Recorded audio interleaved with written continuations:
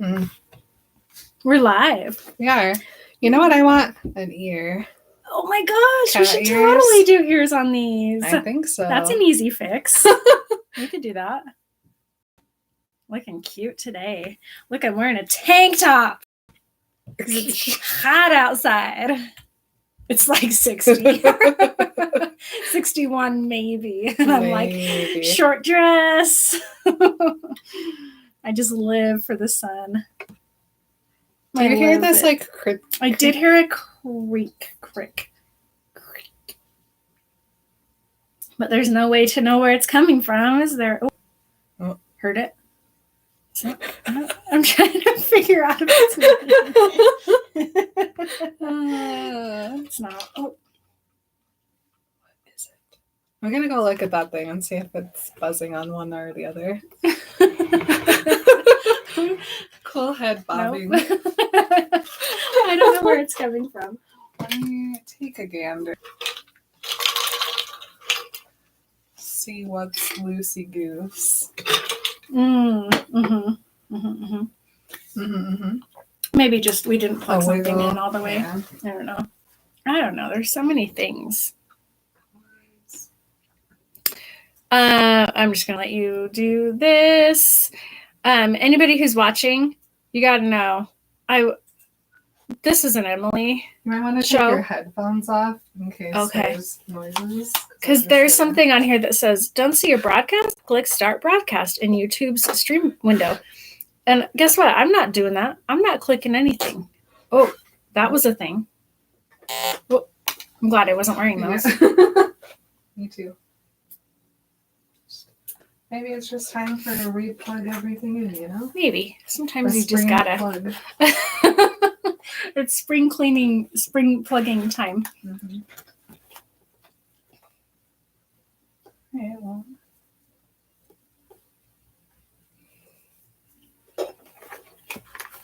That's all I know how to do to fix things. All right, let me see if it still sounds.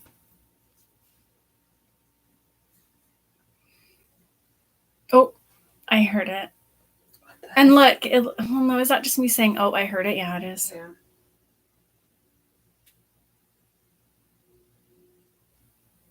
Yeah, I just did it. I just did it right before I said, yeah, I just did it. Well, it's not showing up on that, so. Okay. It's just in our ears. That's annoying. But to deal with-able, I suppose. Nobody's here. 4 people are here. 4 people are here. It said 0. Nope, I just saw the 0 triangle likes. Part of the 4. Oh, 2 people just left. Okay, well, bye. They were like, I don't want to watch Marin eat a chicken salad sandwich. It's disgusting. I'm like, no, thank you.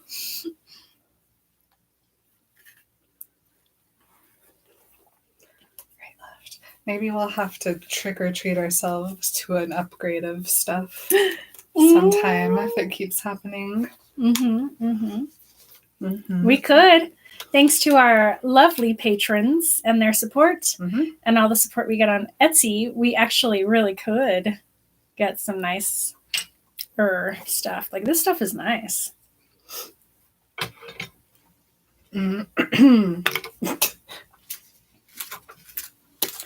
Okay. I saw this video of these other podcasters who were like, they set up this thing that looked like the most uncomfortable thing I've ever seen in my life. Oh, no? They were podcasting with each other on a table. And they wanted to, like, make sure. They were, like, in a kitchen or something. But they just made, like, this foam cave where they were, like, their heads were, like, in the foam cave looking at each other, talking in a microphone at each other. And I was like, that's hell. Like, I would hate everything about that. I'd be like, the whole time I'd be like, Emily can smell my breath. My wind, my like, is going at her. And I am looking right at her face. I like to be able to talk to you like this and then go, and then look away. I like to talk with. So I'm like a toddler where I play just next to somebody instead of with them. Anyway, I just was like, that's a cool setup for sound, but not for physical comfort. Mhm. I would be very uncomfortable in that. Yeah. When we do upgrade, I would like to upgrade to the 2-chair. Yeah, like a chair and a chair. Like the angled chair. Where we can I don't Mhm. have to turn my head and then be like, Mhm. oh shoot, I still need to talk into my microphone while my head is turned. Mhm. But you know what I miss sometimes? Sometimes I miss the days where we were not encumbered with a headset and a microphone, and I would do things like grab you and try to lick your face. Mhm. I miss that. Now there's all this equipment. If none of you guys were there for that phase of our life, you missed out because that was fun. Because that was fun. We would do hand gestures. We would do things. It was funny. Thanks. But now I'm in a box of equipment. Okay. Let me make sure we didn't get any more patrons literally today. This is such a frequent buzz. It's like I hate it. It's like an every once in a while, there it is. It's on my side too, not yours. Oh, this is your side. No, yes. Hello? Yeah. Hello? This is your side. No, yes, what? No, yes, what? Hello? They're just watching. They just have us on in the background while they're doing their makeup. I guess. And they're not talking to us. They're ignoring us. No, I think, Emily has that problem again. It's a frequent problem. I think that they are listening, but they just are not participating because they're busy. That's fine. We're on in the background. That's how I do every live on Instagram. And then I run over and I type something and then I run back to whatever I was doing before. Mm-hmm. Are you ready for this? I have to learn how to say this kind of tree. Do you know it? No. Madrone or madrone? Don't know. Madrone? Do not know. Madrone? Chomp, chomp. Chomp, chomp, buzz. Chomp, chomp, buzz, for sure. I want to guess who's here. I guess that one cute girl. I guess Rosie's here. I might be wrong. She usually says something. Who do you think comes and just lurks? Our ghoul. That's okay. You don't have to ever talk to me. If you don't. Madrona. See, I would not have... Madrona? What is wrong with English? You know what I mean? That does not look like Madrona. That's my reminder. There were 2 words in this chapter that I was like, what the heck is this word? Madrona and mine. Hermione. Hermione. I'll show you. I was like, what the crap are you talking about, Edward Cullen? Why do you have to say stuff like, Bella's mine? Mean? Bella's mean, softened. What is that word? I don't know. I don't know either, and I didn't look it up. Okay, I chose a long section, but I think we got it on the last. Yeah. Mm-hmm. I really hope this buzzing isn't on the recording. She stared at the twinkle lights spinning around us. Her heartbeat was slower than the tempo of the song playing, so I moved to that rhythm instead. 100 voices, spoken in thought, swirled past us, but I didn't really hear them. The sound of her heart was the only sound that mattered. So, she said, when the...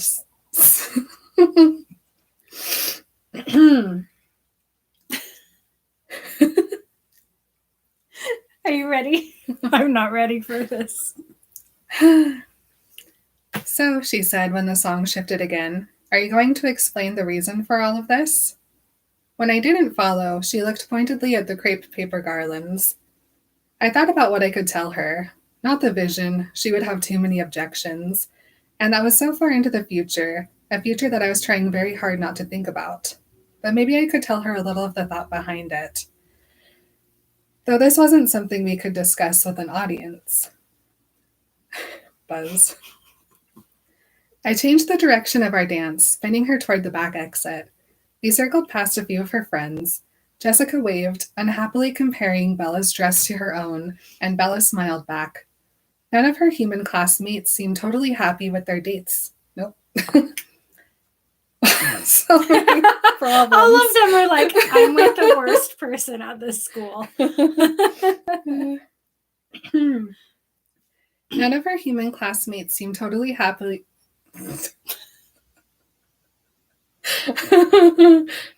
None of her human classmates seemed totally happy with their night besides Angela and Ben, staring blissfully into each other's eyes. That made me smile, too. I pushed the door open with my back still dancing. There was no one outside, though the night was very mild. The clouds to the west still held a fading bit of gold from the setting sun. As Noah...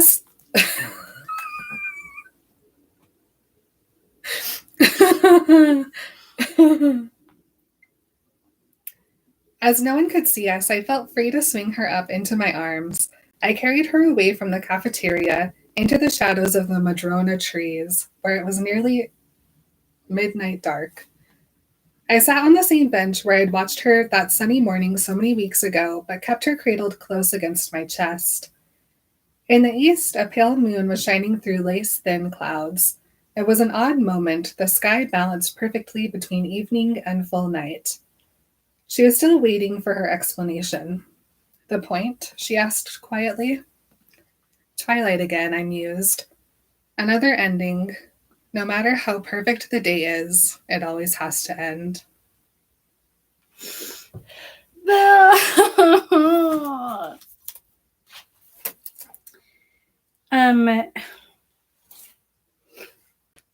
Remember how Patreon sucks on the phone? Mm-hmm. Because this girl made the funniest, bio. I've never seen anybody make a bio in their patron thing before.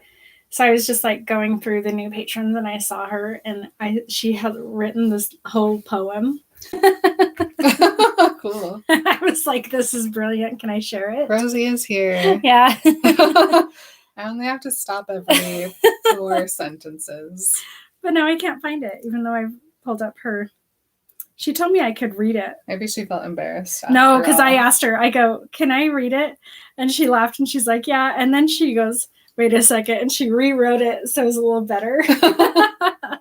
But now I can't find it. Do you have your iPad handy? Because maybe it's a little bit better. I don't know why it would be any different, but... Just the app or No, on the website. Because on the app, I can't see anything about anybody. But on the website, I can see their whole bio and who they are and everything. And I could not. I can't find it on hers. I was expecting it to just be here. Ugh. Why must you always verify me? Always. Always. I mean, we've done it on this device. On this device, every device.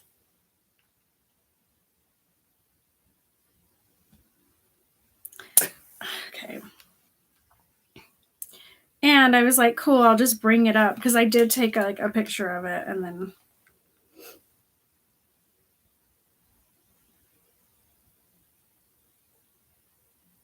Oh, she's on right now. She goes, Maren, I'm on your Patreon. I'm trying to find your poem. Because for some reason it's not coming up on the app. The Patreon app, thumbs down. I just want everybody to know. It's terrible. Okay, but that's your old one. I didn't get... Oh, is this your new one? I amended it. Oh, okay. Okay, here we go. All right, so you do the first one and I'll do the second one. Yeah, we don't have to do that anymore because she did send it to me. If it'll do it. I got it. I'll get it on. Okay. Hey, Emily. Hey, what? We got 2 new patrons this week. Yay! I know. It makes my stomach do butterflies when I think about it. Cute. We would like to welcome Damien. From who knows where. and Sarah from London. And I just wanted everybody to know that Sarah is very on brand for Remember Twilight. I was scrolling through like her information to see where she lives so I could send her, a little thank you note and stuff. And I saw this gem of a poem that she wrote. It goes, about 3 things I was absolutely positive. First, I am a huge Twilight fan. Second, there was a part of me that I didn't know how potent Twilight fandom had an impact on my life. And third, I am unconditionally and irrevocably still on Team Edward. Like, really cool. Immediately, messaged her, and I was like, "This is brilliant. Can I please share it on the podcast?" So I'm very impressed. I was like, "This to me is a true top tier Remember podcast fan." I was like, I love this human being so much. Really good. Thank you for joining us, you guys. We're really happy to have you here, and you guys are so fun. We love it.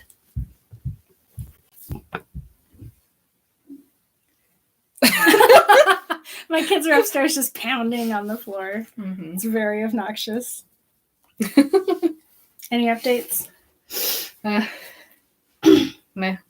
No. Okay. Not that I could think of.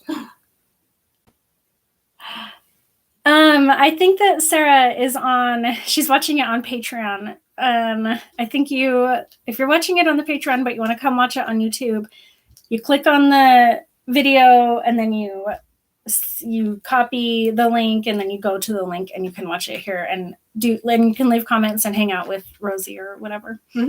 So that's how you come and watch it over on YouTube, which is where we're looking at comments. Yeah, we look at the comments on YouTube. We can't see them on Patreon until later. Yep. All right. Well, hello everyone. Hi everybody. My name is Marin. My name is Emily. And we are Remember Twilight.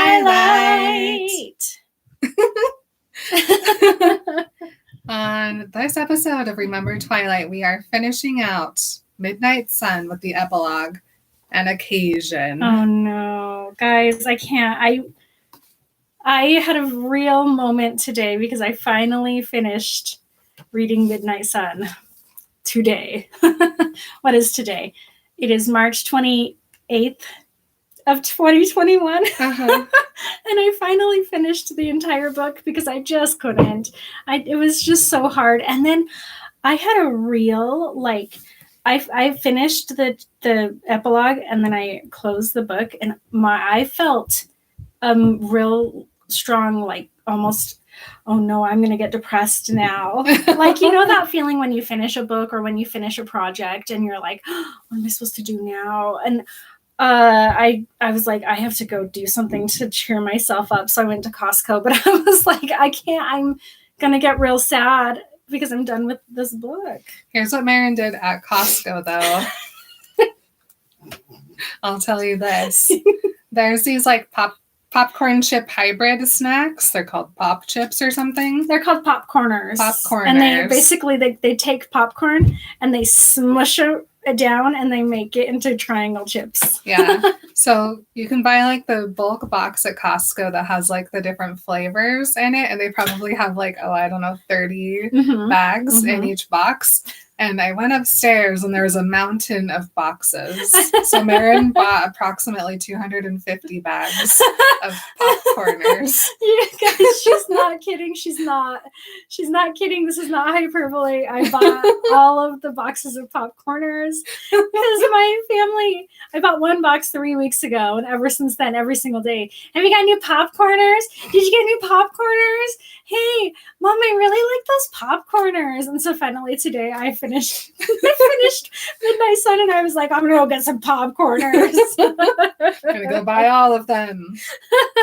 Yeah. I mean, sometimes you have to do that kind of thing when you finish a book that you've been anticipating for 15 years. That's all. That's it. That's all. Yeah.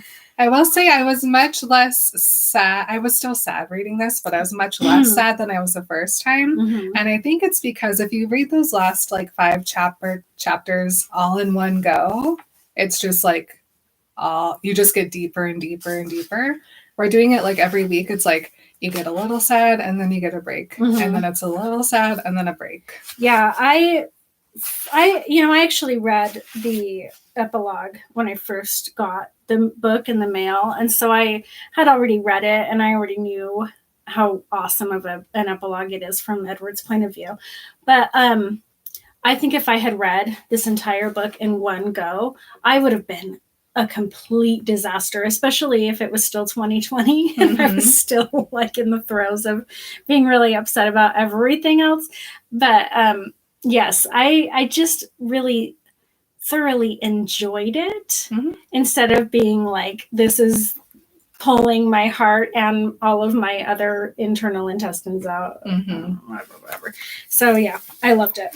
Yeah. So last week, Edward was still in the hospital with Bella, and he was like, all right, I'm going to do it. I'm going to get up with her. And then she woke up and she was like, everything sucks. And he was like, oh, no, I can't. I simply would be a terrible human if I did it now. So then they like had this talk, and he was like saying things he didn't mean to because he just wanted to make her get better. So they finally left it at this like very precarious, like, yes, I'll stay for now situation. I don't like it. Neither does Bella. Neither does Edward. No. This is where we are. So we pick up, and Edward is kind of filling us in on some things that we missed, which is number one, that Bella was in the hospital for 6 days more after she woke up. It's interesting that Bella never told us any of this. I do. She doesn't like to talk about herself, though, so it checks out. It's true. She was like, I was in the hospital. It sucked. But now I'm home. Alice is putting stuff on my face. That's where we like ended up. It's weird. Yeah. So we learn that like the whole week that Bella's actually like awake in the hospital. Bella's like, this is taking forever. I just want to go home. This is so annoying. Everyone's paying attention to me. But Edward is like, this is my last week with Bella. Time is going too fast. What are we going to do when we go home? I obviously still can't leave. This sucks. So we learned that Edward spent most of that 6 days with Bella, but there were some times when he had to leave, such as when like the doctors were talking to Renee, he left the room, and especially when they were talking about how clean of a break in Bella's leg there was. Edward was outside of the room, but all he could see was like James snapping Bella's leg, and so it was very good of him to not be around other people during things like that. We learned that Renee just really hates being a mom even more. Just kidding. I mean, yes, but literally, he is like, Bella saw that her mother was restless. Oh my gosh. Here Bella is literally in a hospital recovering from almost dying, and she's like, oh, my mom is so bored. I hate it. Well, because apparently Renee has this like substitute teaching job, but they're like, we need you to get started. And she's like, okay, I'll come, but I shouldn't, but I need to. And also she probably wants to. Anyway, Bella saw this and she's like, Mom, just leave. And Renee's like, okay. Okay, bye. And I'm like, good Lord and goodbye. Yes. So after Renee leaves, especially Bella's just talking to Charlie on the phone all the time, and Charlie is beginning to get angry at Edward, and Edward is like, yes, I do deserve this. And Charlie's like, I hate Edward even though I like Alice. Well, he's like, I was sure that I would read in his quiet brain upon my return. And I'm like, here's what you're going to read. Hatred, loathing, murder. The chief is beyond angry at this point. He's like, Bella's okay? Bella's okay? She's going to be okay? All right, I'm going to kill that boy. True. Edward is keeping all topics of conversation light and casual, which is easy because they're basically never just alone, the two of them. Well, that's because the nurses and doctors are doing everything they can to not let her be alone with her abusive boyfriend. Yes, as they should. As they should. I'm grateful for it. But Bella's just happy that Edward is still sticking around. Even though sometimes he's like, I don't feel like she's 100% confident. But yeah. Well, yeah. You promised. And then it was time to go home. So Charlie called to Carlisle and he's like, okay, so here's what I think what should happen is you and Bella should fly back and I'll pick you guys up at the airport. And then Alice and Edward can drive Bella's truck back to Washington. Okay, as a parent, I'm a fan of the Charlie plan. It makes sense 100% for Charlie. But then Carlisle was like, I like where you're headed, but Edward and Alice are both also very behind on school. So what we're going to do is we're all going to fly home and I will ship the truck back to you guys. No, Charlie, it's okay. It's free and takes simply one text message to arrange. It's simple and not at all expensive. Can you? I really hate a billionaire telling a cop that something isn't expensive. Yeah. You know what I mean? Right. Just be like, it's a little pricey, but I'm a doctor. Exactly. And I'm happy to cover this for you. This is the conversation we have. We say, no, you know what? My friends at the hospital and we figured it out. We know somebody. You do whatever it takes instead of just saying to a police officer who makes $35,000 a year, it's not expensive. Because all that police officer is going to be thinking is, that's expensive. And now I owe this guy. Right. He just spent $10,000 to ship a $2,000 truck. Yes. And now I owe him. No. At least that's where I go. So yeah. No, stop it. So they get to the airport and Edward's looking around and he's like, this is different. He has trauma. I'm not stressed at all. Yeah. He returned to the spot of him realizing now he's like, oh crap. I didn't process this. Yeah. Neither did Bella though, because he looks at her and she's just like, do. I'm in my wheelchair. I hate my wheelchair. But people are looking at me. Ew. Which I get. I'll never disagree with Bella about that. So they get on the plane. Bella sleeps. She has an Edward dream, of course. And Edward's like, should I simply be happy at this moment and think of my perfect day when Bella also said my name in her sleep? No, I simply cannot do that. Okay. This was me today. He goes, to stay in a time when the sound of my name on her lips didn't burn with guilt and omens, but the looming separation was too sharp to allow for fantasy. And I'm like, oh, done. Closing the book, walking away. You are choosing this, Edward. I apologize if I'm offending you, but this is your choice. None of this has to happen. You're forcing it. For no good reason, by the way. Yeah. So they've taken a night flight. So they get back to Seattle in the evening and Charlie's there. And everybody tried to be like, no, Charlie, you don't need to come pick us up. We'll come to you. Because then it would have taken them 20 more minutes to get home. And Charlie was like, nope, I have to be there. And Edward was like, yep, I get it. I too would have to be there. So Charlie comes and picks up Bella. And apparently someone left a car at the airport for the rest of them. It doesn't mention them being picked up, but for some reason, I don't know. They rented a car. They might have just rented. They might have just gone to the little place and rented a car. Or I bet you just someone ran a car. It was like, over. I'm just going to go put a car there for you. Yeah. I got it. And Edward is like, Charlie's there and he can tell that Charlie's like, Edward. And Edward's like, yes, I deserve this still. Oh, sweetie. I know. I don't blame the chief, though. Not at all. Not even a little bit. I don't blame him. I would feel the same way. We learned that Charlie is not suspicious that Edward personally hurt Bella, that he doesn't think that Edward tripped her down the stairs, threw her down the stairs, hurt her in any way, but that it's Edward's fault that Bella was so intense about all of this. And so Edward's just like, yes. I will always blame my kid's friend before I blame Exactly. Here's another sense where time is going slowly, but it's still too fast for Edward because they follow Charlie back to Forks instead of speeding around him. Imagine if they tried to do that. Charlie's like, and then Carlisle's like, oh, I'm so sorry. He immediately stops and lets Charlie pass him back. Really good.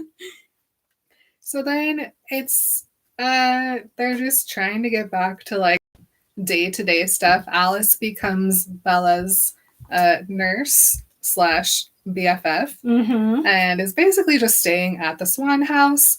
And Bella is very happy that it's Alice who is helping her with all of her stuff, even though she hates that she needs help brushing her hair and etc.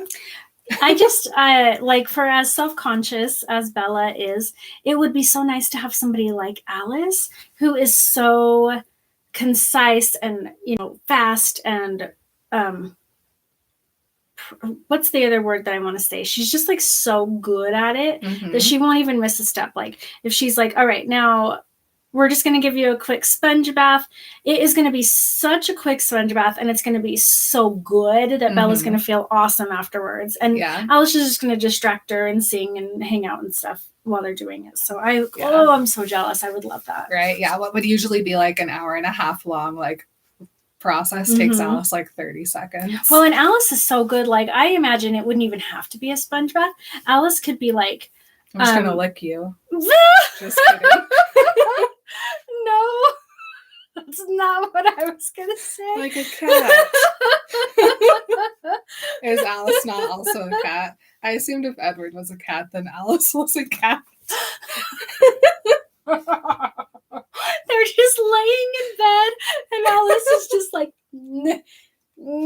your hair's so long. Like she has to like.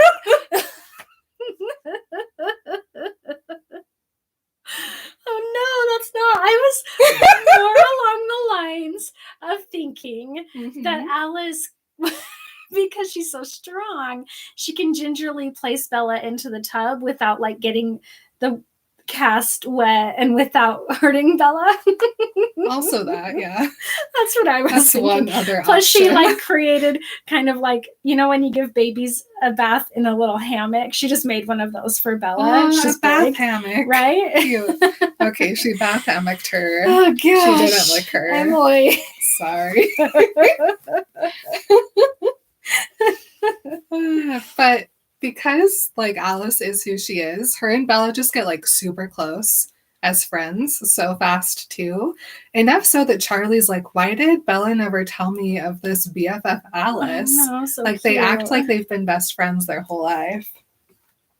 And Charlie is super happy that Alice is always over, especially because Edward is also always over. Yeah, but most of the time Edward's hidden. Yes. He's in the rocking chair just perfectly still while Alice is flitting around being cute. Yeah, so then we like catch up to the present time and Bella is talking to Edward about school and she's like, it'd be really cool if everything could just go back to normal, but also I don't ever want to go back because people are going to look at me in my wheelchair and that's going to be really annoying and suck. And Edward's like, well, I would backpack you around, but Bella's like, no, then people are going to stare more. So Edward then says this to Bella. However, while you have never appreciated the fact that I am actually frightening, I promise you I can do something about any staring. It's the teeth again, isn't it? It's the teeth. Not the teeth. No. Here in our final moments, Edward is still thinking his smiles are scary. And Bella's like, how? She was like, no one has ever even whispered that you are scary. No. Weird. Yes. Scary. Yep. No. So Bella's like, well, this is definitely something I want to see you try to do. So I guess we're going back to school ASAP. And Edward's like, whatever you want. And then he's like, oh, no, not whatever you want. I shouldn't have said that. He's very Hagrid right there. Yes. Bella doesn't mention anything, though. And he's like, I guess the reason that, like, going back to normal is so appealing to her is so that we can just pretend like this never happened and that it was just, like, a little bad blip on the timeline, but that's all it'll be, and that it's not foreshadowing to the only possible conclusion.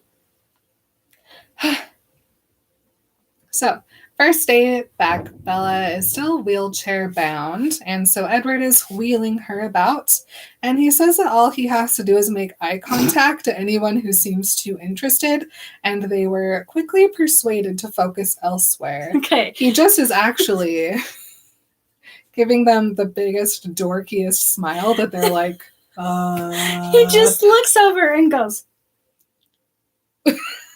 And then they are like, he's so embarrassing. Plus, none of him being like weirdly protective and possessive does anything to like calm the I'm not abusive feelings that's happening around here. Like, if I saw this, I'd be like, not only did that guy try to kill his girlfriend, but now he's like not letting her tell anybody what actually happened or get anywhere near her. Mm-hmm. I'd be terrified. I'm very interested in this scene from Jessica's point of view. Yes, me too. Yep. Because, okay, so she was in a wheelchair for a while, and then every day Bella was like, Carlisle, can I just have crutches? Carlisle, can I just have crutches? Carlisle, give me the crutches. And finally, Carlisle's like, fine, you can have the crutches. And Edward's like, I don't know about this. Bella on crutches doesn't seem safe, but okay. It makes her happy, I guess. So then we learn about the rumor about why Bella has come back broken and why also Alice and Edward disappeared for like 2 weeks. And everybody knows about the fall through the window, so that part they have correct, but Jessica has decided to tell everybody that the real reason why they were in Phoenix together is so that Edward could meet Renee. And everyone was like, yes, they are very weird, so it makes sense that Bella would be like, come meet my mom. After 2 days of dating. I love Jessica's narrative. I would love to see a Jessica TV show. Oh, yeah. Her as the main character, I would die. I would love it. Mm-hmm. Oh, hilarious. Yes. We learned that Bella doesn't really spend any time with any other humans now. She just sits at the Cullen table. Also, not helping the he's not abusive angle. Mm-hmm. Not. Rosalie's still so stubborn about Bella that she insists Emmett eat lunch with her outside. So she doesn't have to sit at the same table as Bella. There's probably a different table. There's many different tables. Or, and I'm going to go back to this for the rest of my life, she could have just stopped going to high school. Mm-hmm. Wasn't it her senior year anyway? Yes, it was. Okay. Mm-hmm. So, Edward's kind of bothered by this, though. He's like, she should be hanging out with her human friends, especially at least Angela. But hopefully Angela will still be BFFs with Bella later, after we were gone. No. Oops. Especially because he knows what's going to happen. Mm-hmm. Excuse me. He has seen it, and it's not pretty. I'm going to read this. Okay. Though the time never really slowed, the routine started to feel normal, and I had to keep my guard up. Sometimes I would slip. She would smile up at me, and I would be, inundated. I can say it but not read it. Look at all those vowels. And I would be inundated by the sense of rightness, the feeling that the two of us were designed to be together. It was hard to remember that this feeling, so pure and strong, was a lie. Hard to remember until she twisted her torso too sharply and winced at her healing ribs, or put her foot down too hard and gasped, or moved her wrist just so, and the pale, shiny new scar across the heel of her hand caught the light. Bella healed, and time passed. I clung to each second. Edward Cullen. This is where it just goes downhill. Mm-hmm. So then one day, Alice is like, I got an idea. And she showed Edward the vision, and Edward was like, no, Bella will hate that. But then he's like, wait a second. I guess I want this slightly. I want this to happen 10%. But here's an idea I just had. I just had my own Edward Cullen vision, which is actually just a daydream, like a thought. Yeah. He's like, it's not a true vision, but oh man, maybe someday. And he thinks about this thing and he's like, I want that real bad. So he pictures Bella 20 years from now, living in some house somewhere with some amount of children. He doesn't think about who the kid's father is. That's no good. But he imagines a day where Bella is hanging out with her kids and her kids are watching some show on TV. And then there's this cute little side thought he has. Though Alice had told me that the consumption of media would change quite a bit in the next decade, she was waiting for certain companies to form so she could invest in them. Apple, Facebook, Google, Instagram, TikTok. Uh-huh. Oh my gosh. I do love it. Mm-hmm. But then one of her kids are going to be like, Mom, what was your prom like? And he was like, as it stands, Bella would just be like, prom never went. Who cares? But Edward's like, I could change that situation. I could change that one interaction, and I could make it so that when her kids are like, Mom, how was your prom? Bella could be like, well, I didn't really want to go, but then my boyfriend made me, and we actually had a really nice time together. And Edward's like, I want to have that one moment in her future where she can look back on her high school years and not just be like, well, I didn't go because I fell down the stairs and out a window before, and I just spent like the rest of the year healing. It's like, no, I want her to have this like one fond memory of the two of us together that she can look back on and be happy about. So he's like, okay, Alice, I guess we can do prom for Bella. And so, let's see. So here we are, prom day. Edward has his tuxedo on. They're at the Cullens' house, and Alice and Bella are upstairs, and Alice has had a Barbie Bella time. And she's put her hair in these beautiful curls, and Bella's wearing this gorgeous dress. And Alice has arranged it all with Charlie because Charlie says yes to everything Alice wants. Well, and also Alice is like, oh, I'll be with her the whole time. It's a double date. Uh-huh.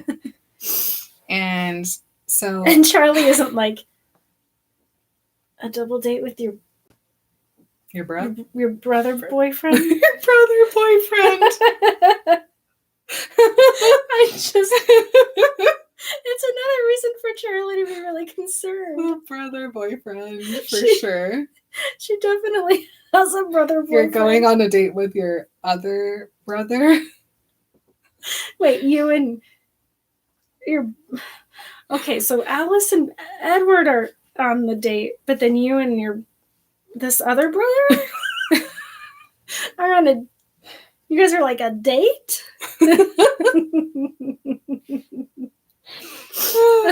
Charlie's fine with it though. He's like, sounds good. If the good doctor's fine with all of his kids dating each other, then I guess I'm okay with it. If Carlisle agrees, then so do I. There's nothing weird happening over there. It's not weird that the two siblings are dating the other two siblings. It's fine. So here Edward is bottom of the stairs. Alice helps Bella over to the top of the stairs.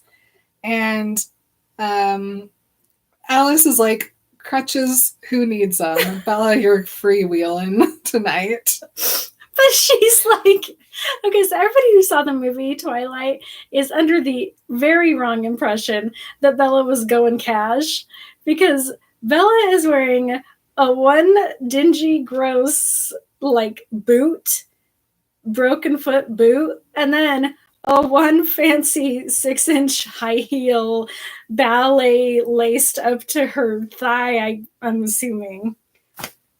It's quite the shoe wear. Rude to do to Bella, to be honest. And also, like, and no put her crutches. just at the top of the stairs.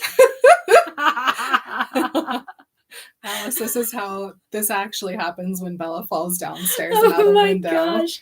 I know it's a good thing that it was a made-up story, because Bella would have just frozen at the top of the stairs. Yeah, PTSD for sure.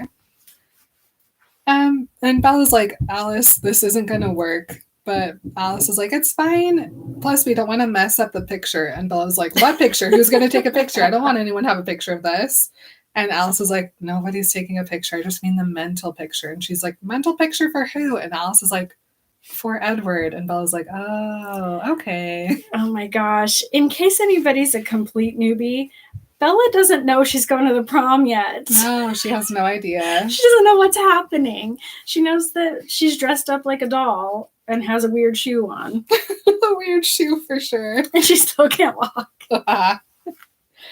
So Bella like stumbles down a few stairs at the top, enough so that Edward can finally see her. And Alice has put Bella in this very sexy dress, but then it has like chiffon to like cover enough so that she can wear it to like a school dance, right? Sure. Uh-huh. Mm-hmm. But Edward's looking at Bella with her beautiful pale skin in this dark blue dress, and he's like, what does he say? He goes, wow. It still clung to her skin in a very distracting way. Mm-hmm. So they stare at each other. She says, wow. He says, indeed. Agreeing. Appraising her gown in an obvious way. He was looking disrespectfully. He was looking disrespectfully, and he was also saying that she's wearing an outfit that's distracting. And I'm sorry, mister, but no, you are being distracted. Yeah. She's not wearing something that is distracting. Right, she's wearing a dance dress. She's wearing a prom dress. She's wearing an article of clothing, and you are distracted. This is how we talk about this. Though, I mean, honestly, I bet she was so freaking hot up there with that one shoe. Mm-hmm, mm-hmm. Edward, at this point, is like, I know Alice wanted to have this whole Bella stumbles down the stair moment, but that's just not going to happen any more than it already has. So he walks up the stairs to meet Bella halfway down, and he has these little bunch of flowers, and Alice has done Bella's hair so that there's a spot for Edward to put the flowers in. So he goes up and he pins the flowers in her hair, and then he picks her up and takes her down the rest of the way. Incredible. And Alice is like, have fun, you guys. But then 1 second later, she's also ready to go. But she's going to drive down with the rest of the blings. And so Edward and Bella head to the Volvo. He puts her inside and makes sure all her ruffles and bows are tucked in before shutting the door. And they start to head down the driveway. And Bella's like, so where are we? What? Where and what is happening? Oh man, I'm just having like very fond and lovely memories of nights like this for me when I went on dates, like fancy dates with boys that I really liked. And I like this so much. I'm so glad that Alice made them do this. It's cute. Edward like stares at Bella like, what do you mean? Where, what, how, where are we going? She's so dumb. And she's like, you look very nice. Did I say that? And he's like, yes. And then she's like, well, also I'm not coming over anymore if Alice treats me like a guinea pig. And then the phone rings and he thinks it's going to be Alice, but it's not. It's Charlie. Also, why is it that Edward has a phone and Bella still doesn't? I think Bella likes to have no phone. So this is a Bella thing? I think it's a Bella thing. Do you think? I don't know. It bothers me. Because if your boyfriend has a phone, and I know she doesn't want to accept a phone from him. I know that's canon. Just too bad, Bella. Get a phone. Too bad, Bella. Get a phone. It's 2005.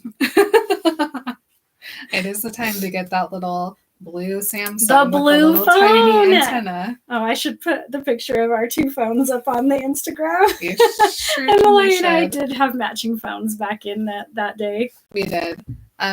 That was when it was a flip phone, and I was the kind of person, and I don't know anyone else who did this, but I'm sure people existed. I would simply flip the phone closed on the collar of my shirt, and I would just carry my phone closed around my shirt. That's so cute.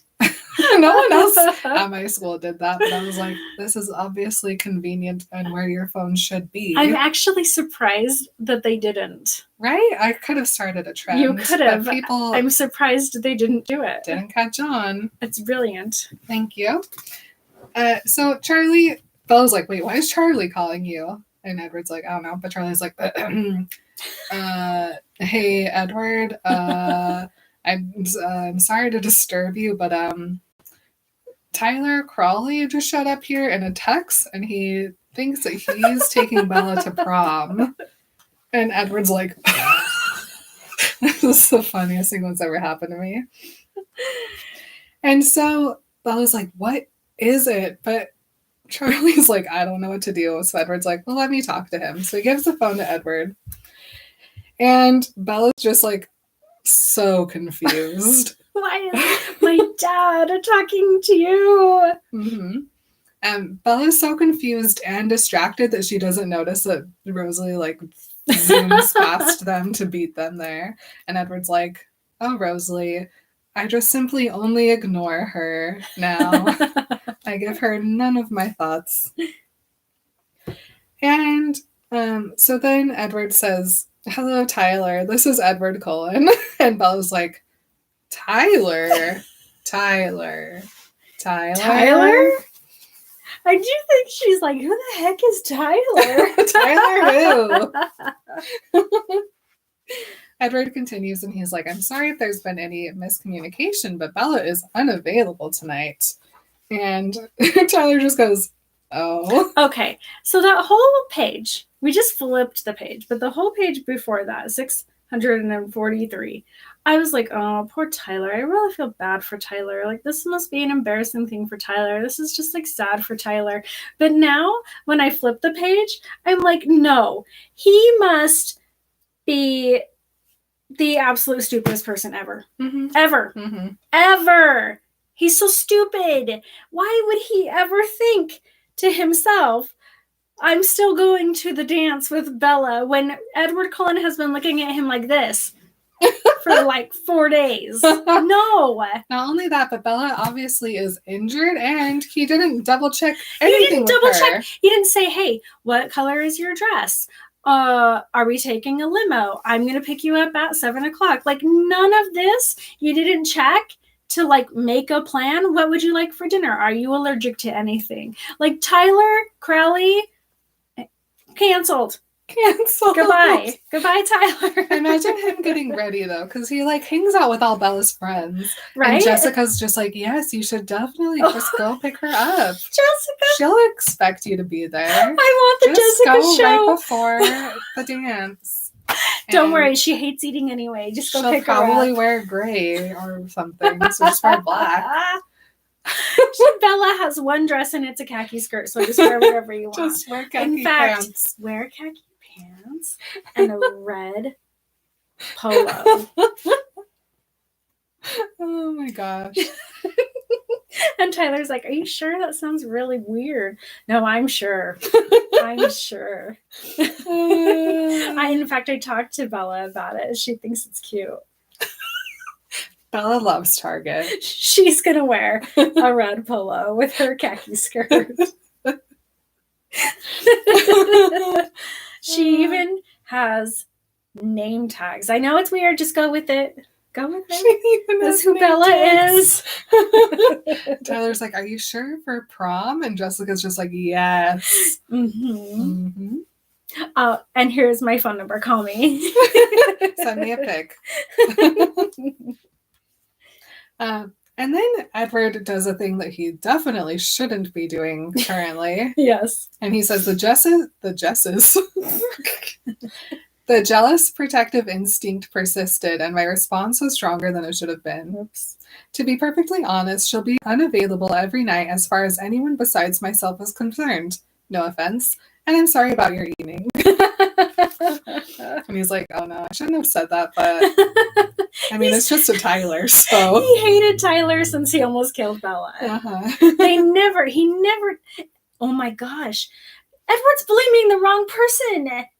He should be blaming Tyler for all of this. Tyler tried to kill Bella. He should kill Tyler. Made Edward penguin slide. Oh my gosh.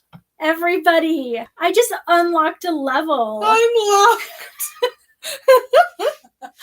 It's not your fault, Edward. It's Tyler's. If he hadn't almost killed Bella, you wouldn't have had to save her, and you guys wouldn't have ever gone to the meadow, and you guys wouldn't be going to prom now, and you wouldn't have to leave.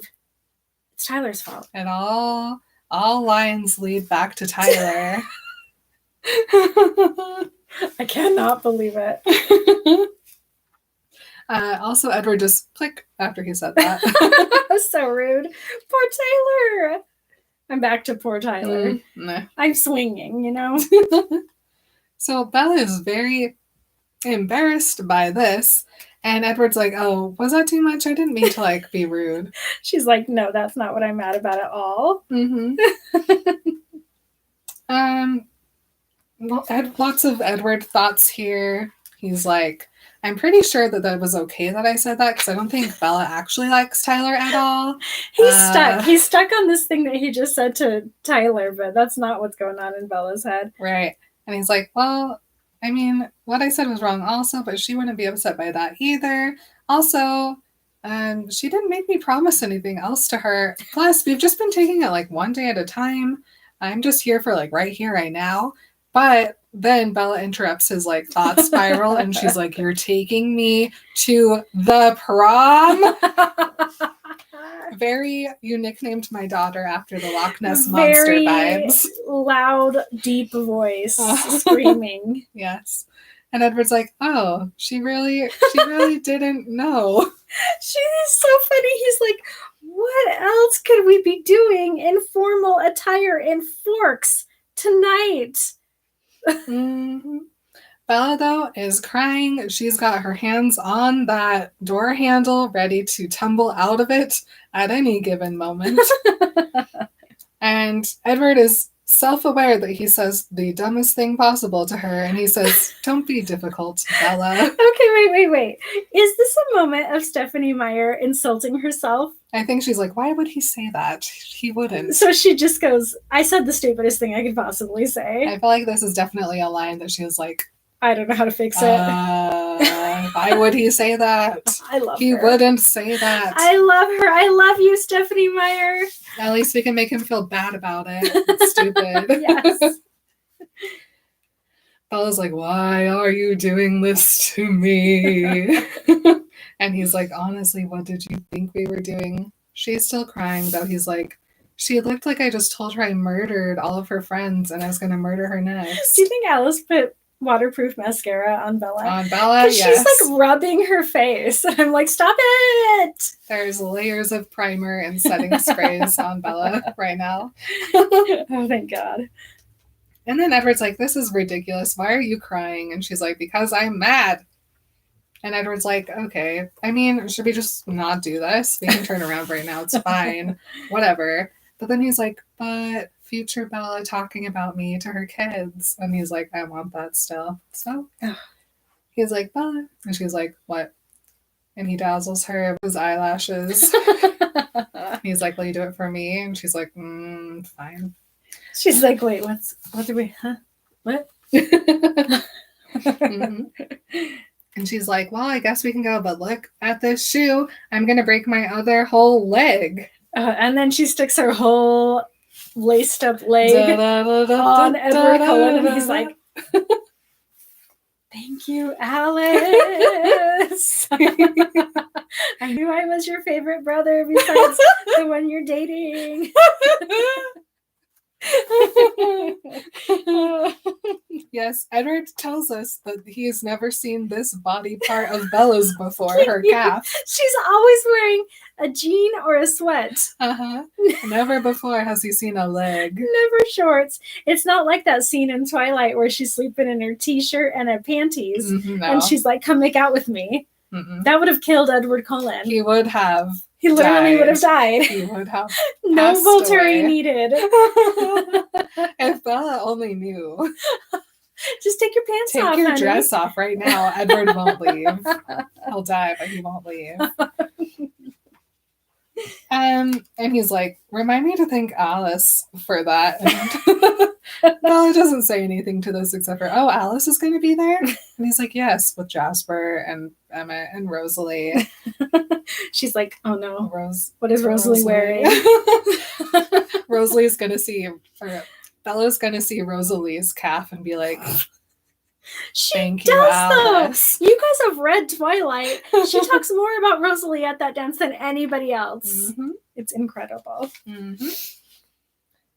Bella's nervous, of course, about Rosalie, and Edward tells us that though Emmett has tried, Rosalie and Edward have not even spoken since the day that Rosalie was like, I'm not helping Bella. So then Bella's like, well, does Charlie also know? And Edward's like, yes, Charlie also knows. Also, the whole county, everyone in the state of Washington knows. They even put up top secret posters and banners all over the school. Okay, but here's the thing. He's so funny in his head, and he doesn't say any of that to Bella, which I think if he had said that to Bella, she would have thought that was so funny. She would have. Like, he doesn't want to hurt her feelings and make her feel stupid, but he literally is like, yeah, literally everybody knows about, there's signs. We walked past the sign 25 times this week. There's a marquee in front of the school that says dance this Friday. And then he goes, apparently Tyler didn't know about it though. Oh my gosh. Incredible. I wish he was that funny out loud. I agree.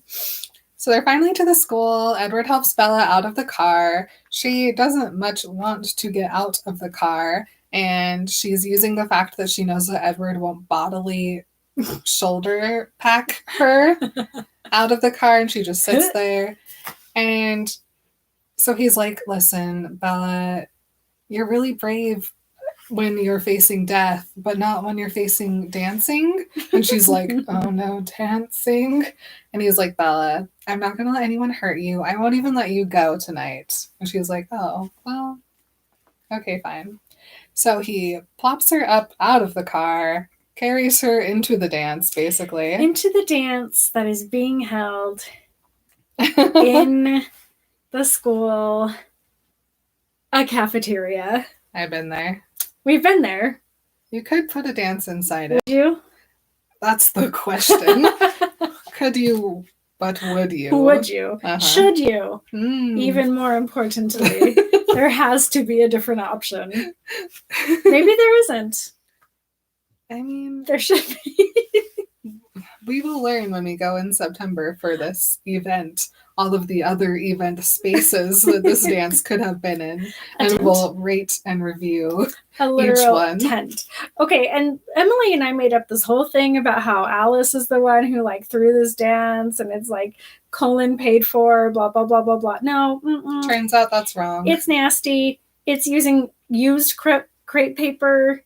It's borrowed Christmas lights. It's they actually went and paid somebody to make balloon arches. This is the worst dance I've ever heard of. It's bad. I'd be mad at Alice for making me go. Alice, why couldn't you just anonymously donate to the dance committee for this, at least?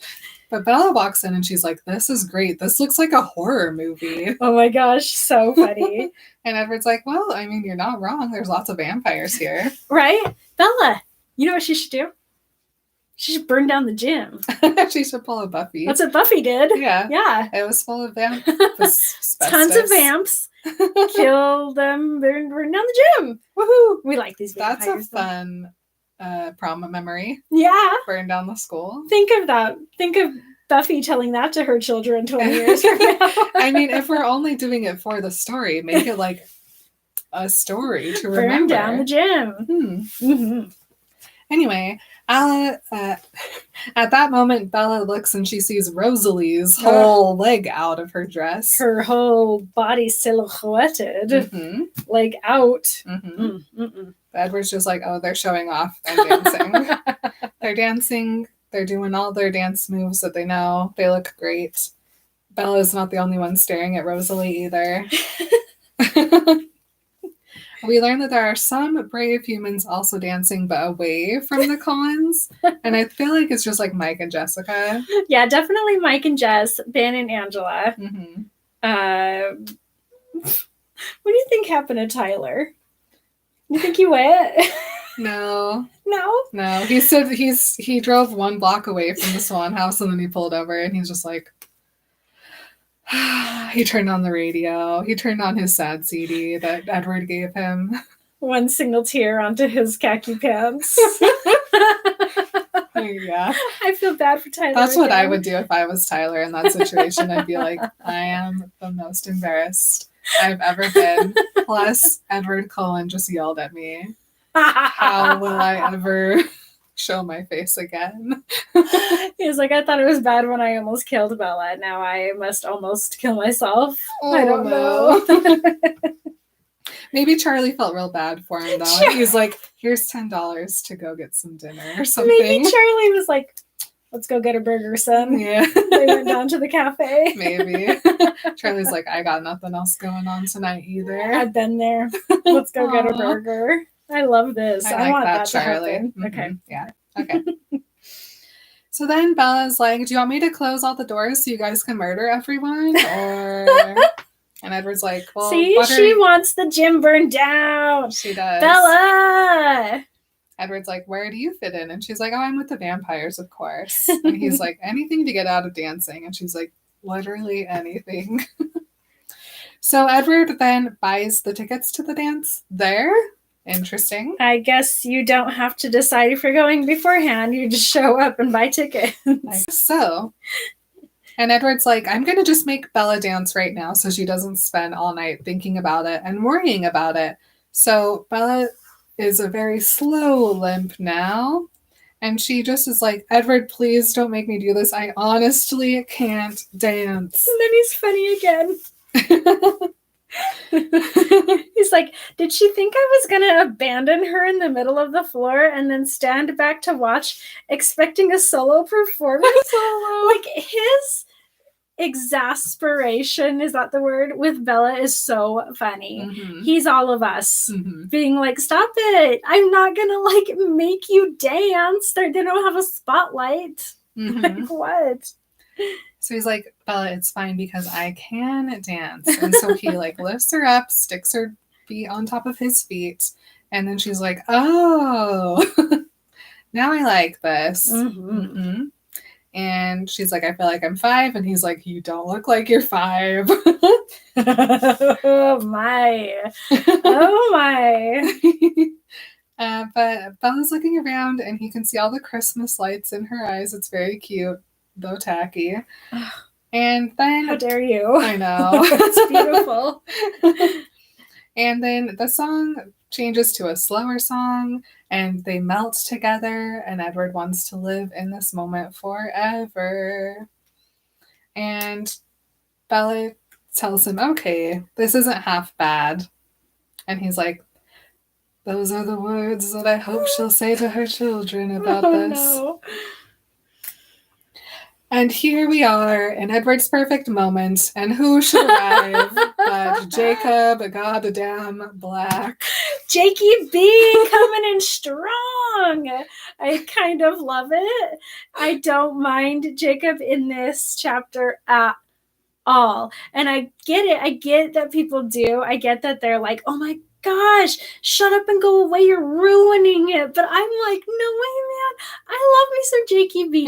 This is the Jakey B that I adore. I would more appreciate if they were always just friends. Like if there was never a love triangle, blah, blah, blah, whatever. I love this interaction with Jacob and Bella. Makes me happy. I know I might be in the minority, but I think it's very cute. So Jacob has arrived and he's thinking to himself, nope, not going to do this. I'm going to give the money back. This is embarrassing. See? My How dad cute is is that? insane. Why couldn't Quill's dad be insane instead of mine? What? And Edward's like, I know that voice. I know that head voice. Well, he goes, the clear thoughts hesitating in the doorway were very familiar. Even in his angst and self-consciousness, his mind radiated a kind of purity. Damn, Stephanie Meyer really wants us to love Jacob. Mm-hmm. Like, she's like, no, you guys don't get to hate Jakey B. And I'm like, okay, fine. I mean, Twilight Jacob is fine. Yeah. He can stay, you know? And Edward gets very distracted, and Bella's like, what? And Edward's like,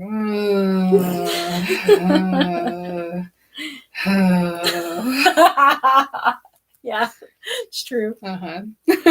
So Bella turns around to look, and Jacob walks in, and Jacob's just like, oh, she's actually here. Oh no, why? Well, he thinks that is a real vampire. This is stupid. He's like that skinny guy. No, that guy who just smiles at everyone all the time. No. So Jacob walks right up to them, and Edward's like, well, I guess he's very straightforward. He is, though. That's one of the things that we love about Jacob. Mm-hmm. Jacob's thinking about how he should have worn some garlic first, and he laughs at himself. And Edward snarls at him without knowing, and Bella's like, stop. Oh my gosh. Edward's like, he wants to talk to you. I guess we'll just get it out of the way. But imagine if your friend comes up to you and your boyfriend literally snarls. Literally. Stop it. Embarrassing. Oh my gosh. And I guess by Jacob coming to Forks High School, Jacob is breaking the treaty. I guess Forks High School is in Cullen territory. Oh. I didn't know that the Cullens lived within 5 miles of the school because Bella's house isn't included there, so I'm confused is it because where they everything is. Go to Forks High School, so they're there every day? Maybe. Like, the school's just off limits. Like, that's part of the thing. Because they're like, while the Cullen kids are in school, you can't be coming into the school and scaring all of the just regular children. I guess. You know? That makes sense. So I don't know. But Edward's also like, why do I even care if these people are breaking the treaty? Like, even if they put out a billboard that said, the doctor and his children are vampires, beware. No one would care. Even his son doesn't care. So, Jacob comes over and he's like, hi, Bella, I was hoping you'd be here. And Bella's like, well, hi, Jacob, what's up? And here we see that Edward also notices Jacob's growth spurt. And Jacob's like, can I cut into Edward? And Edward's like, fine. And he just plops Bella back down on the ground. And he makes sure that Bella's okay, and she is, and then he leaves. And then Jacob's like, ew, Bella smells so bad. What is her perfume? Oh, no. My shoulders are up. But Edward's like, Bella doesn't even smell like anything except for the flowers in her hair. It must be somebody else. And so Bella's like, wow, how tall are you? And Jake's like, he's 6'2". He goes, this was a point of pride. Yes, it is. Mm-hmm. Edward Cullen. Mm-hmm. Yes, it is. But Jacob's looking at Bella and he's like, she looks fine. She just has a cast on. Billy is crazy. As usual. Mm-hmm. Mm-hmm. Oh, and then Edward's so he throws funny. So much shade. This is my favorite Edward Cullen line from Midnight Sun, actually. Okay. It's so funny. It's so good. So Edward goes to stand against the wall and he looks back and he notices that Lauren and her date are dancing right behind Jacob. And he goes, I wondered if she was the one who smelled bad. Oh my gosh. You know what I thought? What? Who does Stephanie Meyer hate so bad? Who is this? Who is the Lauren? I love it. Oh my gosh. So good. Edward tells us that Edward tells us that Edward tells us that Jacob and Bella aren't actually dancing. Bella has feet planted and is just like swaying side to side, and so Jacob's doing like a shuffle step. Also, Jacob. Bye, Bella. Bella and Jacob. They are the funniest people. I love them. Oh my gosh. Man. So Bella's like, why are you here? And Jacob's like, well, my dad paid me to come here. Can you believe that? And she's like, yes, I can. And Jacob's just like, oh, she's being so nice about this. She's the nicest girl I know. She is. Mm-hmm. And Bella then is like, you guys know how we feel about this interaction because we don't get much more from Edward's point of view except for Jacob's cute little commentary. Mm-hmm. But Bella's like, well, have you seen anything that you like? Look at all of these ladies you could have. But Jacob's just like, I mean, there is someone, but she's taken. Aww. Bella doesn't know what to say. Edward is surprised by his honesty. Yeah. It's one of the best things about Jacob.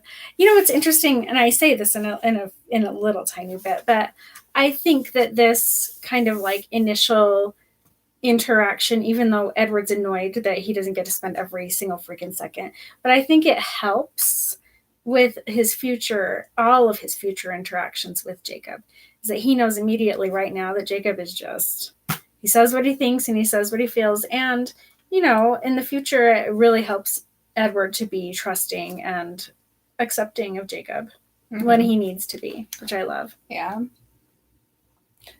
Jacob's like, you look really pretty. Bella's like, thanks. Why are you here though? And Jacob's like, well, he said it was a safe place to talk to you. And then he thinks to himself, she's going to think I'm crazy too. He's like, well, anyway, he told me that if I told you this thing, he'd buy my car part. And Bella's like, okay, cool. So just tell it to me and then you can get your car part. And Jacob's like, thinks about Edward. And he's like, I wish he was a vampire. Then, maybe I'd have a shot with Bella. Oh, no. He's like, don't get mad. And then he thinks, she's already been so nice.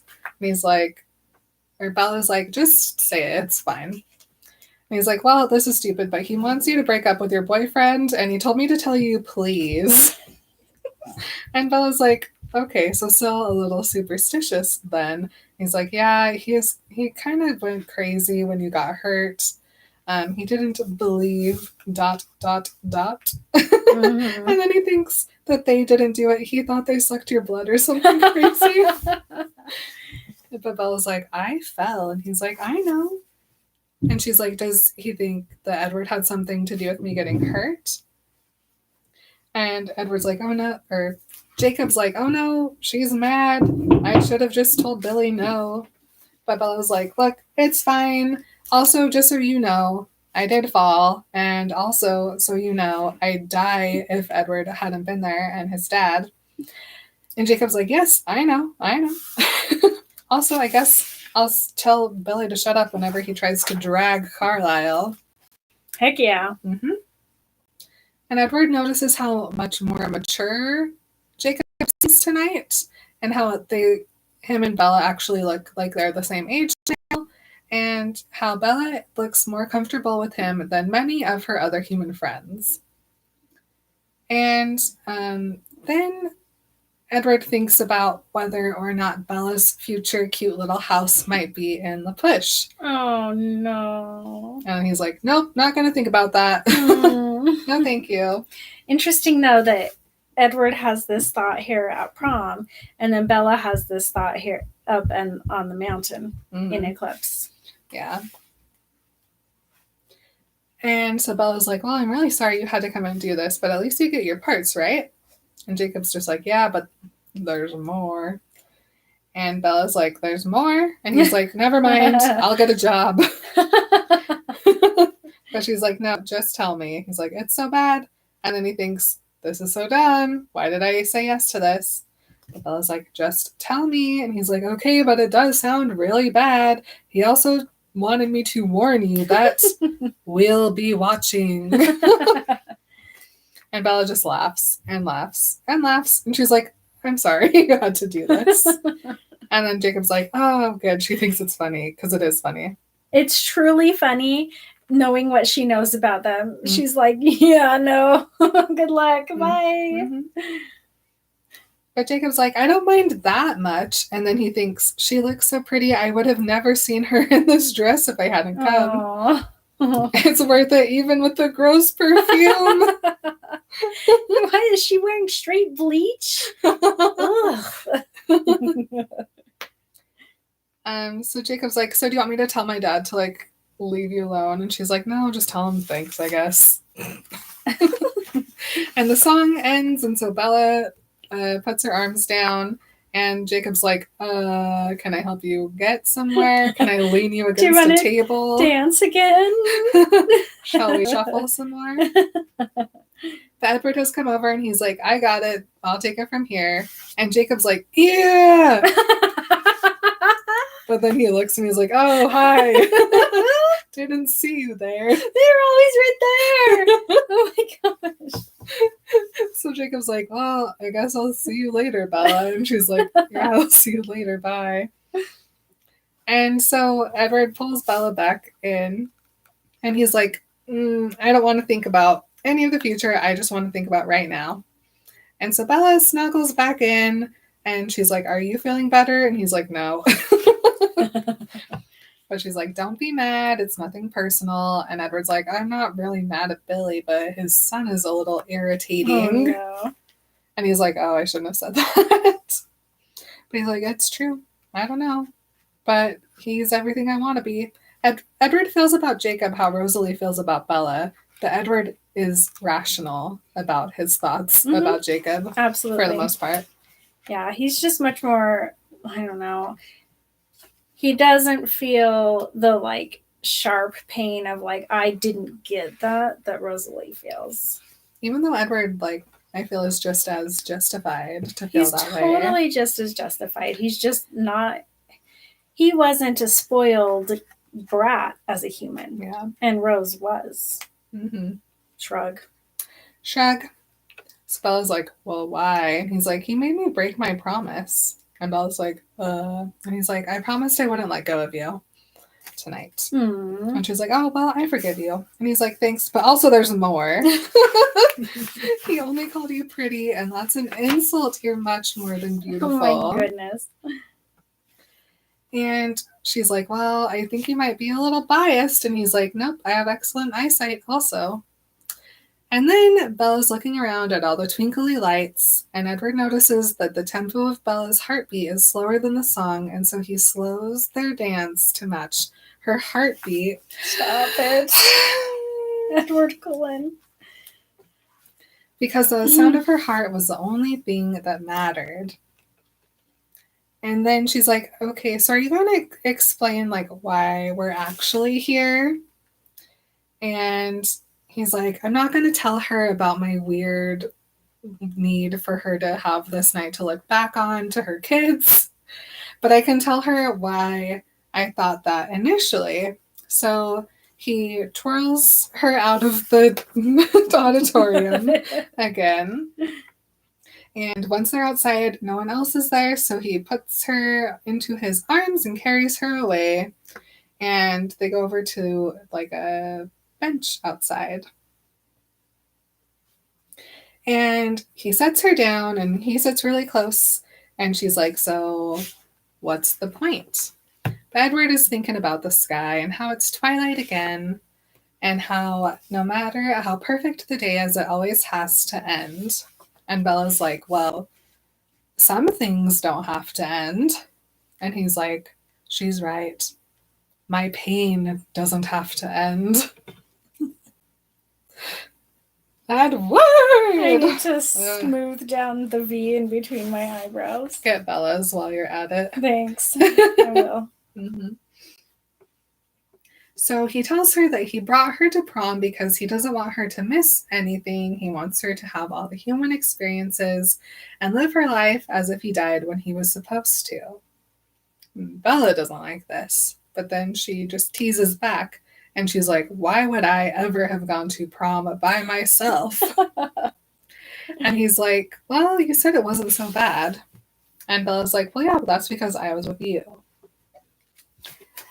And Edward looks at the moon and tries to stay present because the present is much more pleasant than anything else he can think about. And so he asks Bella if she will tell him something. And she's like, okay, why? And he's like, well, you really seemed like actually surprised that we were coming to prom. Why? And Bella's like, I don't want to tell you that. And he's like, but you promised. And she's like, I know. And he's like, well, why won't you tell me? And she's like, because you'll be mad or sad. And he's like, no. Oh no, but I must know. He's like, please tell me. And she's like, well, I assumed it was like an occasion, but I didn't suppose it would be a human occasion like prom. And Edward's like, human? And she's like, well, and she looks down at her dress and her shoe. And she's like, I was hoping that you might have changed your mind and that you were going to change me after all. And Edward suddenly is like, this is not the feelings I wanted to be feeling right now, not while I'm still with her. He goes, I had so many years to feel this pain. I wish she weren't forcing me to feel it now. Not while she was still in my arms. Not while she was in the lovely dress. The moonlight glinting off her pale shoulders. Shadows like pools of night held in the curve of her collarbones.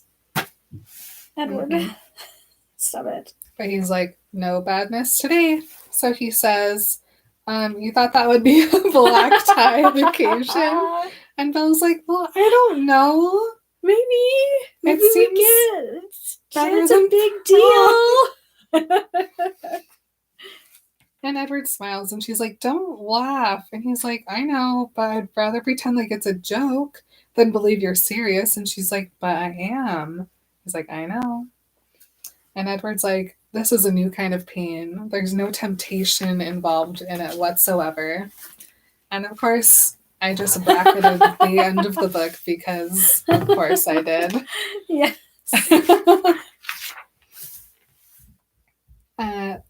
Though what she wanted was my perfect future, an erasure of decades of agony, it didn't appeal to me. I could never pay for my own happiness with the loss of hers. Edward, stop it. When I poured my heart out to her distant god, I begged for strength. This much he'd given me. I felt no desire at all to see Bella immortal. My only want, my only need, was to have her life untouched by darkness, and that need consumed me. I knew the future loomed, but I didn't know exactly how long I had. I was committed to staying until she was totally healed, so I had a few more weeks until she was back on 2 feet at least. Part of me wondered if it wouldn't be right to wait until she outgrew me, as I originally planned. Wouldn't that mean the least pain for her? It would be so easy to fall into that version, but I wasn't sure if I had that long. The future felt like it was pressing closer. I didn't know what the sign would be, but I knew I would recognize it when it came. I feel like this is, we need to not be looking for signs. Mm-hmm. You know what I mean? Mm-hmm. And that's all he's doing is he's like, I'm just going to wait. I'm just going to wait until something horrible enough happens to show me that it's time. And I just, signs and also promises. Yeah, I feel like never promise someone something. Absolutely. Even if both of you want it as much as you could possibly want something in that moment. It just makes it so much worse when you have to break that promise. Mm-hmm. It's worse for yourself and it's much worse for the person who believed you. Mm-hmm. Stop it. Stop looking for signs and stop promising things. Ugh. Yeah. I tried so hard to avoid this conversation, but I could see it would make her happier to have it now. I swallowed all my pain and grief and forced myself back into this moment. I would be with her while I could be. And you're really that willing? I asked. She bit her lip and nodded. So ready for this to be the end, I sighed, stroking my finger down the side of her face. For this to be the twilight of your life, though your life has barely started. You're ready to give up everything. It's not the end, it's the beginning, she whispered. I'm not worth it. I already knew she didn't count her human losses, and she had definitely never considered eternal losses. No one was worth that. Do you remember when you told me that I didn't see myself very clearly? She asked. You obviously have the same blindness. I know what I am. She rolled her eyes, annoyed with my refusal to agree with anything. I found it suddenly easy to smile. She was so eager, so impatient to trade anything to be with me. It was impossible not to be moved by such a love. I decided we could use a little playfulness. You're ready now, then? I asked, raising one eyebrow. Yes? She swallowed, nervous. I leaned closer to her, keeping my movement unhurried. My lips finally touched the skin of her throat. She swallowed again. Right now? I whispered. She shivered, then her body tensed, her hands clenched into fists, and her heart started hammering faster than the faraway music from the dance. Yes, she whispered. My game had failed. I laughed at myself and straightened up. You can't really believe that I would give in so easily. She relaxed, her heart slowed. A girl can dream, she said. Is that what you dream about, being a monster? Not exactly. She didn't like the word I'd used. Her voice dropped lower. Mostly I dream about being with you forever. Oh no. I thought we could make it the whole epilogue without crying. I definitely have cried already 3 times. There was pain in her voice, doubt. Did she think that I didn't want her the same way? I wished I could ease her mind, but I couldn't. I traced the shape of her lip and breathed her name, Bella. I hope she could hear the devotion in my voice. I will stay with you. As long as I can, as long as it's allowed, as long as it doesn't hurt you, until the sign comes, until it's impossible for me to ignore. Isn't that enough? She smiled, but she was unappeased. Enough for now. Bella didn't realize... Do you want me to read it? Yeah. Can you? Yeah. Bella didn't realize now was all we had. My breath came out as a groan. Her fingertips brushed along the edge of my jaw. Look, she said. I love you more than everything else in the world combined. Isn't that enough? And then I could smile with a genuine smile. Yes, it is enough, I promised. Enough for forever. This time I spoke of the real forever, my eternal forever. As the night finally overcame the end of the day, I leaned forward again and kissed the warm skin of her throat.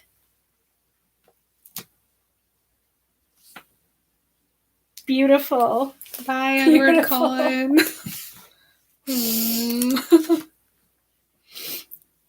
Incredible.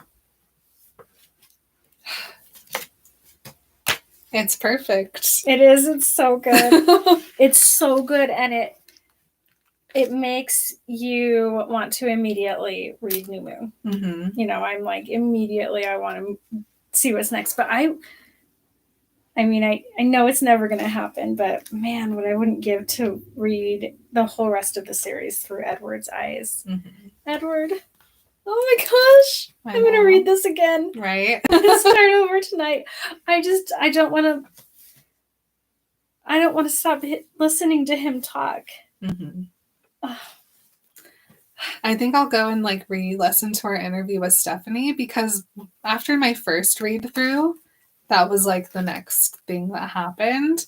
And so I just want to go and listen to her answer my questions about Midnight Sun again and see what new ones I have after having read through it again. I do too. And I really wish that there was a way we could interview her again now that we've done an entire, season of Remember Twilight doing Midnight Sun, because there are things that I want to know so badly.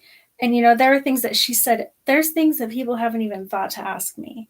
And I'm like, I'm sure that my questions are not one of those, but maybe they are, because I can't stop thinking that Alice orchestrated this entire thing way back from when she first became a vampire. Mm-hmm. Like, I just can't stop, because her relationship with Bella is so sure, and it's so important, and it drives everything. Alice's relationship with Bella drives this whole book. And I really want to talk to Stephanie about that. I mean, of course, talking to Stephanie Meyer, I almost can't, I still can't even like say I spoke to Stephanie Meyer, because I can't believe that happened, that she like let us sit and talk with her. And I would give anything to be able to do it again now, after like not just reading the book, but like dissecting every single chapter and every single line of the book, and having so many questions and writing them all down, and, you know, just really being into it. I would love to talk to her again. Yeah. I don't know if it'll ever happen again, but a girl can wish. I mean, it happened once without us even trying. So maybe with all of our thoughts and prayers, we can manifest her back into our life. I just can't even, like, this is such a gift. And we will talk. We have one more episode of where we're going to recap the whole book. And so we'll talk about it a little bit more then, which will be next week. Yeah. And so right now we're going to go record our Patreon only bonus-ode. So please, you know, come back next week and we will talk to you guys again. Yeah. Thank you so much for joining us. I know. For the epilogue of Midnight Sun. I hope you guys enjoyed Midnight Sun as much as we did. I couldn't have asked for anything more, and it was so much more than I would have thought to ever ask for. It's just so perfect that the weight doesn't even feel like anything. It's like, now that I have this, I'm like, those years were nothing. We're so lucky. We are so lucky. Okay. And remember, I can never think of it. Remember.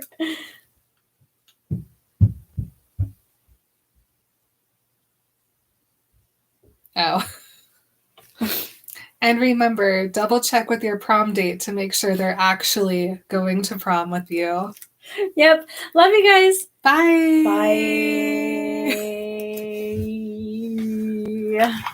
Whoa. Hey, I feel everybody. like we should maybe start our next episode with anything on here. Anybody said anything? We should have asked for people to send us their like recap stuff.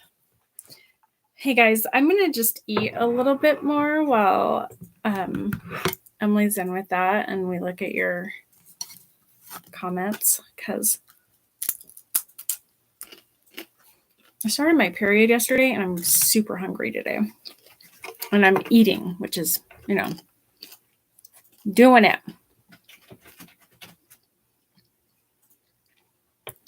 Oh my gosh. So many comments. I figured.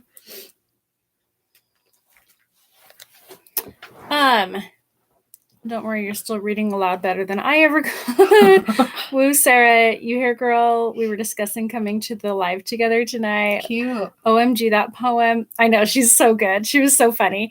Well, another thing was like, Sarah was like, can I follow you on Instagram? And I was like, I really only let people who I know well follow me on Instagram. And so she's like, that's cool. That's cool. And then literally the next day I saw that poem and I was like, God, I should have just accepted that follow, because then I think she deleted it. So Sarah, if you want to just like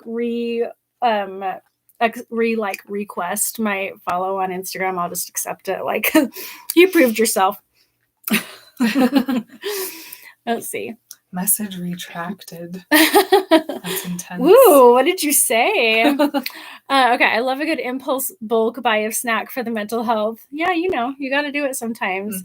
Sarah came in. She retracted a message. Hey, girl, you made it. Yes, OMG. It took me a while until I figured out how to get on YouTube. That was me the first time, too. How the struggle is real. By the way, are we the only 2 people here on this live? No. I think so. LOL, there's usually only 3 or 4 of us. Midnight Sun epilogue, in which we all feel zero pity for Edward Cullen, the nasty liar boy. Not Alley Cat. The Alice cat. Alley cat. Gross. Edward, as if you could frighten me. Good one, Rosie. Hello, ladies. Hi. Long day at work. Thank you for such a nice change today. Aw, Paula, we love you. Hey, Paula. Sorry you had a rough day at work. Come chill with us. Oh, yeah, always come chill with us. Title suggestion: A double date with the brother boyfriend. Bella in one heel with a broken foot at the top of the stairs equals death trap. Marin, I finally found a difference between us. A fancy date is my idea of a nightmare. Like throw up, stop looking at me, sort of. Oh, I lived for a fancy date. I still do, to be honest. I wore makeup to go to the Kneaders drive-thru the other day. I love it. I have another title suggestion. In the words of Jessica, brother/sister date, like together. I would have loved to see Edward putting the flowers in Bella's hair and carrying her downstairs in the movie. Me too. Emily, think I also clipped my flip phone to my clothes when I was younger, but definitely put it on my sleeve for easy access. You guys. Or on the strap of my bag. It's all coming back to me. Well, I would always put my papers in my phone. Yeah. Like if I had my receipt and my card and and I would put it in my phone as if it was a wallet. Tyler is stupid. Should be put into a meme, honestly. Tyler is the epitome of male-centric entitlement. Honestly, I think all of the boys didn't make any plans. Maybe Mike, but they were so madly in love with Bella. Yes, Rosie. Okay, I need you to start a new series where you go through the books from Jessica's point of view. Sarah retracted another message? What's happening? I mean, I am with Bella when it comes to dancing. A big no for me. Two left feet problem. 2 left feet. LOL, same for formal stuff. Makes me uncomfortable. Oh my heck. Poor Tyler. Yeah. LOL, Charlie is the best dad, even to random kids that aren't his and also stupid and make massive fools of themselves. Okay, but how much would you pay to watch that solo performance from Bella in the middle of the dance floor? I know, right? Honestly, some of the best parts of Midnight Sun is getting to see inside Jacob's head. Yes, I love it. Same. His thoughts are so pure and sweet. LOL, emphasis on the were. I totally feel like the saga would have been fine without the love triangle. There's so much going on aside of that in my opinion, it would have worked just fine. I agree completely. Same. Do you think Smyer was pressured by the publishers to push that narrative for the YA audience, even though young readers would have still loved it without the love triangle?